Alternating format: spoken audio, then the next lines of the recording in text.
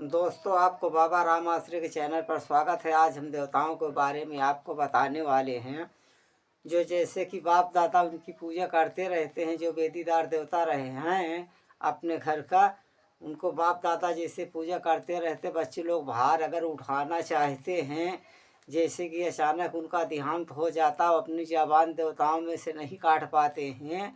आपको अगर पूजा पाठ करना है, यदि आप करना चाहते हैं अपने वेदीदार देवताओं का पूजा पाठ, जैसे काली काल भैरव, किसी के वेदीदार देवता रहते, किसी का जी सरकार पांचों पीर रहता है, किसी के भवानी रहती है, किसी को शीतला रहती है।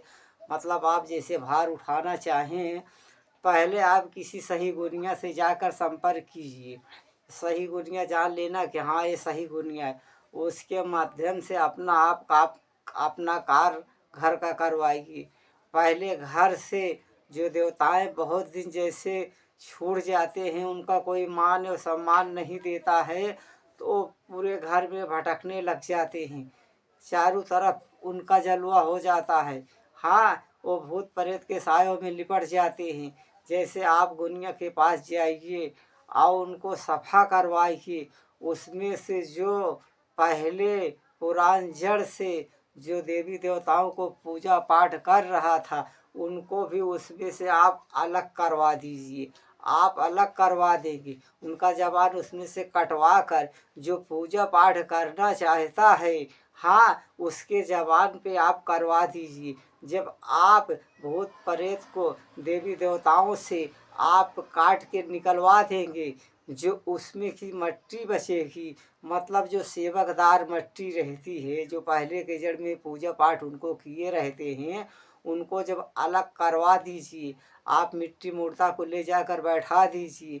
पहली बात तो घाही मत कीजिए, महीना 2 महीने के लिए वो सारी बीमारियों को आप बनवाइए। जो पटीदारी निकल रहा है, या खापदानी निकल रहा है, या कड़कदारी निकल रही है, उसको आप पहले व्यवस्था करवा दीजिए। महीना 2 महीना 4 महीना अपने घर की धाराओं को पहले देखिए।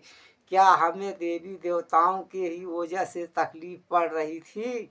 हाँ, जब आप 2 4 6 महीना उसको देखेंगे, दिखलाएंगे कि हाँ हमारे घर की जो बीमारियां हैं देवी देवता से अलग करके जिस गुनिया के पास जा रही, पहले उसको बनवाइए। जब आप घर में संतुष्टि अपने देखिए, मेरे बाल बच्चे, मेरे परिवार, मेरी खेती बाड़ी, मेरी रोजी पूजी में बरकतें हो रही हैं, कल कुशल से, मतलब सब हैं ठीक से, उसके बाद ही आप ये काम करवाइए। ये नहीं है कि सामने वाले गुनिया के पास आप जा रहे हैं, सामने वाला गुनिया आपको बता दिया, जाओ हमने आपकी देवी देवताओं को काट के अलग कर दिया, अब कुछ नहीं है, चलो लाओ इतना खर्चा हो गया है, इतना ला के हमें दे दो।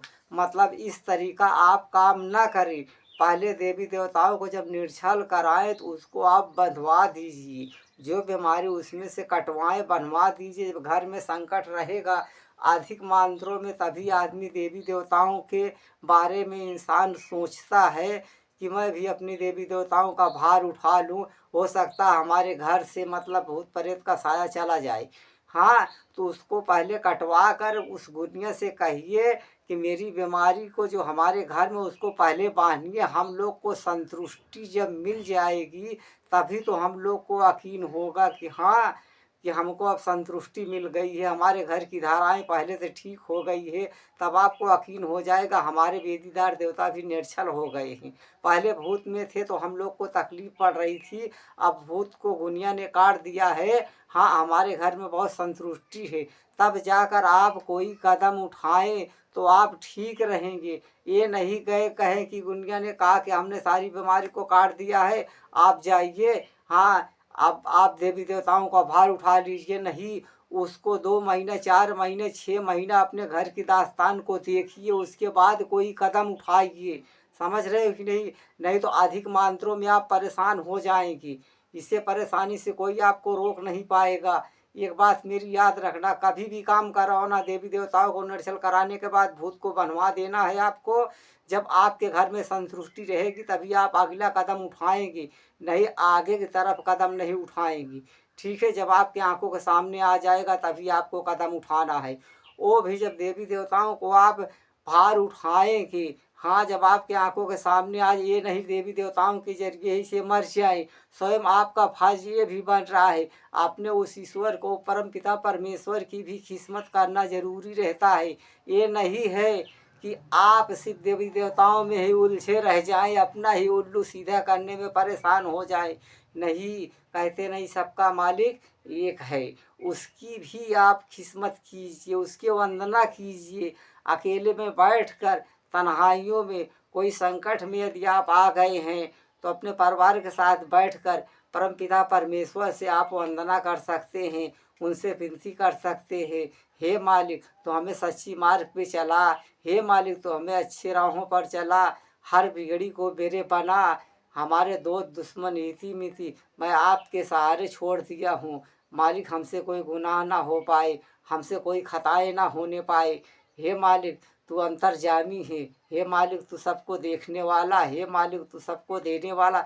इस तरीका आप भी अकेले में बैठ के अपने हृदय से आवाज़ों को आप निकालिए। जाने अनजाने में जो खाता उसके लिए भी आप माफ़ी मांगे। ये नहीं देवताओं को बाहर उठा लिया है आपने, तुरंत देवता आपके ऊपर प्रकट हो जाएंगे, ऐसा कुछ होने वाला नहीं है। बहुत कर्म करने के बाद देवी देवता शरीर को पकड़ते हैं, वो भी स्वयं नहीं आते, उनकी सिर्फ एक छाँव रहती है। सिर्फ मतलब जैसे कहते हैं ना, एक छाँव रहती है, आदमी बक देता है। यही है, ये भी समझ लो कि एक अंधविश्वास का ही खेला है। जैसे कहते नहीं, मानो तो देव हैं, नहीं तो पत्थर तो है ही है। समझ रहे हो, अपना अपना सिद्धांत चाहिए। अगर मन में भक्ति है, हाँ श्रद्धा है, भक्ति है, विश्वास है, तो समझ लो सब कुछ हर जगह से आपको प्राप्त हो जाने वाली है। बाकी आप जितना भागेंगे आप उतना ही भागते रह जाएंगे। मालिक कहता है मैं एक दरवाज़ा बंद करता हूँ, 100 दरवाज़ों को खोल देता हूँ। ज़रूरत है हमें अपने पालनहार की ज़रूरत है, अपने परमपिता परमेश्वर अपने ईश्वर की ज़रूरत है, जिन्हें अल्लाह है वो ईश्वर राम रहीम करीम कहते हैं। वो सबका मालिक एक है, दूसरा कोई है नहीं। चाहे अल्लाह कहोगे तो भी वही सुनेगा, ईश्वर कहोगे तो भी वही सुनेगा, राम कहोगे तो भी वही सुनेगा, रहीम कहोगे तो भी वही सुनेगा। सब सुनने वाला एक वही है, दूसरा कोई नहीं सुन सकता है। सबका मालिक एक है। इसके लिए उससे वंदना कीजिए, बैठकर उससे प्रार्थना कीजिए। हाँ, सब देने वाला सिर्फ ईश्वर है, कोई किसी को देता नहीं, देवी देवताओं को भी देने वाला ईश्वर है। भाइयों ज़रूरत है आपको सब कुछ त्याग देकर खिदमत करने की ज़रूरत है। आप कभी एक दूसरे को बिगड़ी अगर बना नहीं सकते हो तो कोई बिगाड़ने की कोशिश मत करना। मालिक ने यदि आपको दिया है तो उसमें से दान पुण्य कीजिए, अच्छा काम कीजिए, लोगों में मोहब्बत बांटिए, नफरत मत बांटिए।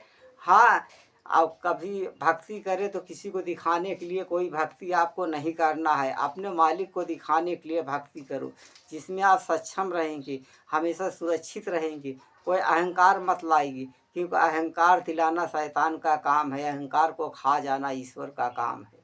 एक बात याद रखना, आज की वीडियो मैं यहाँ पे ख़त्म कर रहा हूँ, अगले वीडियो पर मिलेंगे। मालिक आप सबकी बिगड़ी बनाए, आप सबको सही रास्ते पे चलाए। हाँ, आप सबकी मालिक हर मनोकामनाओं को पूरी करे। हाँ, आज हम आपके लिए इतनी दुआएं मांग दे रहे हैं, आपके घर में शैतानी बलाएँ हैं, मालिक आप सब लोगों को शैतानी बलाओं से मुक्त करे। सबका मालिक एक